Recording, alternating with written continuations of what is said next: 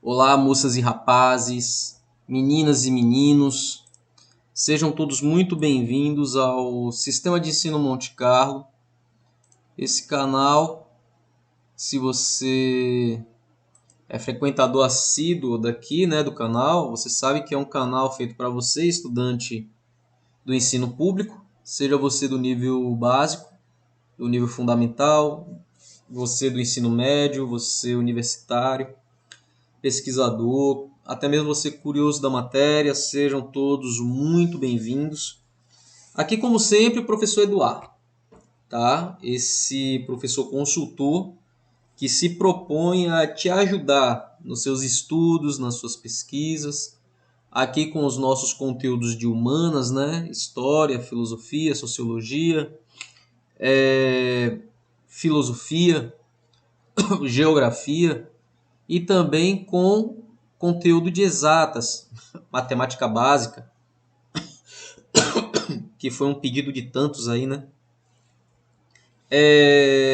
Turma, como eu havia dito, o intuito do canal é auxiliar os seus estudos, e para que eu continue fazendo esse trabalho, eu preciso do seu like, eu preciso da sua inscrição, eu preciso que você compartilhe os conteúdos do canal com os seus amigos, com os seus iguais, seus familiares, seus parentes, enfim. Juntos nessa corrente, dinamizar o ensino público. Juntos nessa corrente, expandir o conhecimento. Conhecimento é poder. Eu acredito que o conteúdo de humanas torna o seu senso crítico mais analítico, perceptível.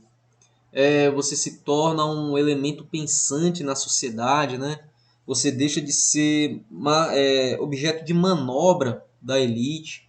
Todo esse conhecimento que eu divulgo aqui, quase que diariamente, a elite detém, a elite sabe aplicar, a elite tem senso crítico, ela sabe como dominar a população, tirando dela o conhecimento, sucateando o ensino público.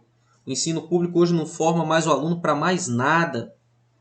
Então ele entra leigo e sai desinstruído. Eu acho que é essa a palavra certa. Mas não vamos nos alongar muito nesses desabafos não, tá bom? Eu tenho até que montar uma aula para mostrar esse projeto do governo, das entidades públicas, esse projeto de sucatear e negligenciar o ensino para tornar a população cada vez mais alienada. Mas vamos lá, turma. As grandes navegações. Conteúdo de história. Portugal e Espanha nas grandes navegações. Elas vão ser as duas grandes potências dessa aventura marítima, por assim dizer. Atualmente, se nós perguntarmos onde fica a China, o Peru, a África do Sul, saberíamos responder e localizar esses países facilmente em um mapa mundi. É fácil. Mas esse conhecimento geográfico ele nem sempre existiu. Ele foi fruto de longos anos de estudos e de grandes viagens exploratórias. E até o século XIV, os europeus tinham um conhecimento geográfico bastante reduzido. Eles conheciam basicamente o que se entendia de mundo no século XIV. Europa, Mediterrâneo, Norte da África e alguns países da Ásia, não todos. Além disso, existia o medo do desconhecido.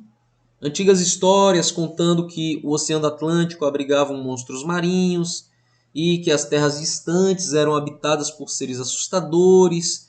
Tudo isso amedrontava a população europeia. Tinha-se também a teoria de que a Terra não fosse redonda, que a Terra fosse plana e que se você chegasse no limite do horizonte você poderia cair em um abismo. Então todo esse imaginário, até certo tempo, até certo ponto, impediu que o homem ele se desbravasse pelos oceanos, e também por conta da limitação tecnológica. Eu tenho aqui um trecho de um texto de São Brandão. Esse texto é do século V e VI, provavelmente, onde ele diz o seguinte: como fogo que lança, abraça com a boca de um forno, com a chama tão alta e tão ardente que os marinheiros faz temer pela morte. O seu corpo é excessivo e solta mugidos com maior força que 15 touros juntos, e as ondas que deslocam são tão altas que não precisam de mais nada para provocar uma tempestade. Imagine quão assustador parecia o oceano para eles. E, apesar disso, no início do século XV, os europeus partiram para grandes viagens marítimas, né? Essa fome do ser humano de inovar e conquistar. Os portugueses já utilizavam a bússola, o astrolábio e a balestilha, não sei a pronúncia correta dessa palavra, nas atividades de pesca em alto mar. Instrumento que os auxiliavam a se localizar nas viagens, mas não o aperfeiçoamento das caravelas, mas foi o aperfeiçoamento, né, das caravelas que revolucionou a tecnologia náutica e possibilitou as grandes navegações. Então, além dos instrumentos que eles já possuíam, o avanço tecnológico na construção das caravelas foi o que possibilitou o homem se lançar ao oceano e romper aquele limite da navegação de cabotagem. Aquela navegação de cabotagem margeando a costa. Ele não podia perder a referência da costa. Uma típica caravela portuguesa tinha de 20 a 30 metros de comprimento e utilizava as chamadas velas latinas, com 2 ou 3 mastros. Então, cada navio poderia até ter 3 mastros daquelas velas. Canhões também foram colocados no casco para a defesa e o ataque. E com isso, essas caravelas ficaram mais seguras, velozes e com o dobro da capacidade de carga. As caravelas não necessitavam de altos investimentos para sua fabricação e manutenção, porque ela era constituída em sua grande maioria de madeira, e por isso comerciantes e até reis estavam dispostos a financiar viagens com essas embarcações. A centralização monárquica de Portugal se iniciou no século XII. Tudo isso já foi dito, dá uma passadinha lá na nossa playlist de história para revisar sobre a formação dos Estados modernos. E no contexto das guerras de reconquista contra os muçulmanos, né? Então foi daí que vem a centralização da monarquia portuguesa. E nos séculos seguintes, a pesca, a agricultura e a produção artesanal tiveram um forte incremento em Portugal com o desenvolvimento do comércio e especialmente o desenvolvimento marítimo. Devido à posição geográfica do reino, os portos de Lisboa e da cidade do Porto tornaram-se importantes centros comerciais e essas atividades propiciaram o aperfeiçoamento das técnicas de navegação e renderam altos lucros aos comerciantes e também à coroa portuguesa. E por isso, desde cedo, as frotas mercantes receberam especial atenção do governo português, porque era uma empreitada que gerava lucro e não era pouco. No século XIV, o comércio marítimo ganhou impulso após a Revolução de Avis, que é quando Dom João, conhecido como Mestre de Avis, foi proclamado rei de Portugal, aliando-se à burguesia mercantil. Na última aula eu havia dito que o absolutismo e o mercantilismo tinha total interesse da burguesia mercantil. Olha ela aí mais uma vez dando sua opinião, né? E ele decidiu expandir o território português a fim de conquistar novas áreas de comércio e consolidar o seu reino. Dessa forma, em 1415, Portugal partiu para a conquista de Ceuta, que era uma cidade do norte da África, sob domínio muçulmano. E por que, né, a cidade de Ceuta havia sido escolhida?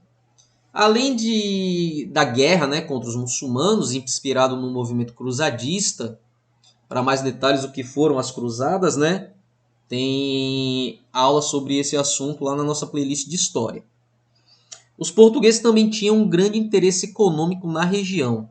Então toda empreitada militar ela tem um interesse.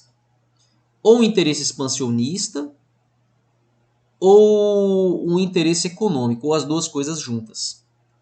A cidade era um importante entreposto comercial que recebia mercadorias da África, da Índia e da Pérsia. Era ainda um local estratégico para controlar as rotas comerciais do Mediterrâneo, que ainda estavam monopolizadas por mercadores italianos e flamengos. Esse Flamengos é o nativo da região dos Flandres, e os Flandres é uma região hoje muito próximo da Bélgica. Após conquistar Celta, os portugueses continuaram a contornar o litoral africano e a explorar o Oceano Atlântico, e em algumas regiões instalaram entrepostos comerciais e iniciaram a colonização dessas terras. E em 1419, por exemplo, ocuparam a Ilha da Madeira e em 1427 os Açores. Então, é esse o ponto de partida das grandes navegações. A conquista dessas 3 cidades, desses 3 portos africanos. Os portugueses também iniciaram a exploração de novas rotas em direção às Índias, onde... Desculpa, gente, o soninho já está apertando, mas vamos dar prosseguimento aqui. Então, os portugueses iniciaram sua exploração, né, de novas rotas em direção às Índias, onde eles poderiam adquirir especiarias e outros artigos orientais a preços mais baixos. Isso é uma lógica comercial. Comprar barato para vender caro. E depois revendê-los na Europa, obtendo altos lucros. Essas viagens intensificaram-se a partir de 1453. Observe a data, século XV. O ano de 1400 por diante ele é muito agitado, principalmente naquela região marítima. E quando a cidade de Constantinopla foi tomada pelos turcos otomanos, que passaram a controlar as rotas que ligavam o Mediterrâneo ao Oriente. Em 1487 e 88, o navegador português Bartolomeu Dias comandou uma expedição que contornou o sul do continente africano e mais tarde ficou conhecido como Cabo da Boa Esperança, que era o Cabo das Tormentas, que era o temor de qualquer navegante daquele período.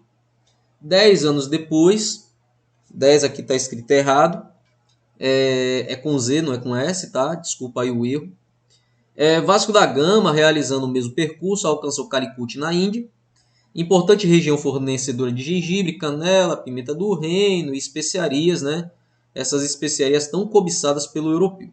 E os lucros obtidos com essas viagens foram reinvestidos em outras expedições que ajudaram Portugal a se tornar o maior centro europeu do comércio de especiarias do século XVI. E a queda de Constantinopla, o que é que isso tem a ver com as grandes navegações? A tomada dessa cidade, né, pelos turcos otomanos em 29 de março de 1453 foi o acontecimento escolhido por historiadores europeus do século XIX para marcar, na Europa, o início que eles chamaram de Idade Moderna ou Modernidade. Eu, particularmente, na minha humilde opinião, eu não concordo com Constantinopla ser o marco de transição da Idade Média para a Idade Moderna. Eu acredito que as grandes navegações elas estão mais cabíveis, né, nesse marco. Só que esse período, né, se estenderia até a Revolução Francesa, que é a Idade Moderna, e segundo esses pesquisadores, a conquista de Constantinopla marcou o fim da hegemonia do Oriente e do Mediterrâneo no comércio intercontinental. E agora já uma crítica à minha ideia, né? E por eles mesmos, a exploração do Atlântico impulsionou o desenvolvimento de uma nova era e não de um período histórico relacionado ao absolutismo, ao mercantilismo e à colonização da América. Então não pode ser segundo eles, né? Não pode ser um marco de transição histórico, porque foi por um único motivo e um único contexto social, político isolado. Por isso, ele não caberia como um marco de transição. Então, se você for lá na sua prova e por sorte, né, já vou lhe dar aí essa questão. Marco de transição da Idade Média para a Idade Moderna, a queda de Constantinopla. Então, você tem que ter isso aí em mente. Minha opinião, ela não vale para a forma de avaliação do MEC. Com a intenção de fixar entrepostos comerciais, né, em Calicut, garantir o comércio de especiarias com o Oriente e expandir o cristianismo católico, a coroa portuguesa organizou uma expedição comandada por Pedro Álvares Cabral, né? E essa armada, observe que isso é uma armada, ele estava preparado para a guerra, ele estava preparado para invadir, tá? Isso aí não foi uma expedição comercial, não. Isso aí é já para você pegar um gancho que mais daqui a pouquinho e no próximo vídeo, isso é Grandes Navegações 1, ainda nós vamos ter Grandes Navegações 2, a crítica ao termo descobrimento do Brasil, né? Então, já daqui você já toma isso aqui como nota. Não foi uma expedição comercial, ele vai com uma armada que partiu de Lisboa em 9 de março de 1500 e, entretanto, quando atingiu o noroeste da África, a frota desviou a sua rota original e acabou ancorando no sul do atual estado da Bahia. No dia 22 de abril, as terras foram chamadas de Ilha de Santa Cruz e mais tarde Terra de Santa Cruz. Alguns historiadores acreditam que o desvio não foi um acidente, mas foi uma decisão, foi proposital, pois Cabral também estaria à procura de novas terras descritas por outros navegadores. Seja como for, a coroa teve pouco interesse, inicialmente, em investir na ocupação do Brasil. Além de não ter achado metais preciosos na terra, a coroa estava mais interessada nos lucros do comércio com o Oriente. Então ela precisava juntar forças no que estava dando dinheiro naquele momento. E o que estava dando dinheiro? O comércio de especiarias. Apenas, né, após a centralização do Estado espanhol, agora nós vamos mostrar aqui o papel da Espanha nessas grandes navegações. Então, a centralização do Estado espanhol, concretizada com o casamento de Isabel de Castela e Fernão de Aragão, mais um jogo matrimonial aí para o tabuleiro da política.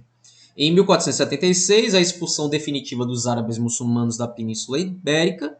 Em 492, a Espanha teve condição de lançar-se ao projeto Ultramarino. Então, consolidou a sua esfera política, então agora ela vai investir nas grandes navegações. As viagens espanholas se iniciaram em 1492, quando a coroa decidiu financiar a expedição comandada pelo navegante genovês Cristóvão Colombo rumo ao Oriente. Inspirado pelo espírito renascentista, Colombo não era apenas um aventureiro ambicioso, mas ele era um estudioso das navegações, ele era fruto do iluminismo, ele era um homem do renascentismo. E ele acreditava que a Terra era redonda e afirmava ser possível alcançar as Índias navegando em direção ao oeste. Então ele, junto com outros cientistas, ele vai defender e vai tentar derrubar a teoria da Terra plana e elevar a teoria da Terra esférica, né, do globo terrestre, a Terra sendo redonda. E com esse pensamento, em outubro de 1492, Colombo chegou à ilha de Guanaane,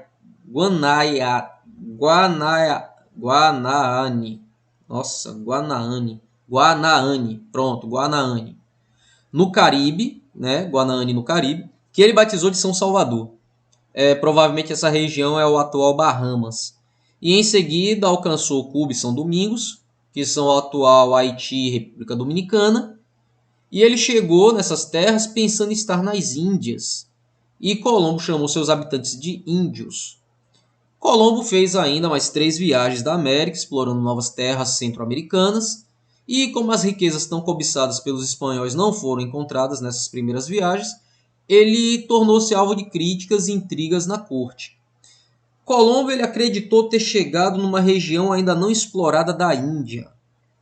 E, como se o que estava procurando, né, eram metais preciosos e ele não alcançou isso logo de início, então ele foi alvo de críticas.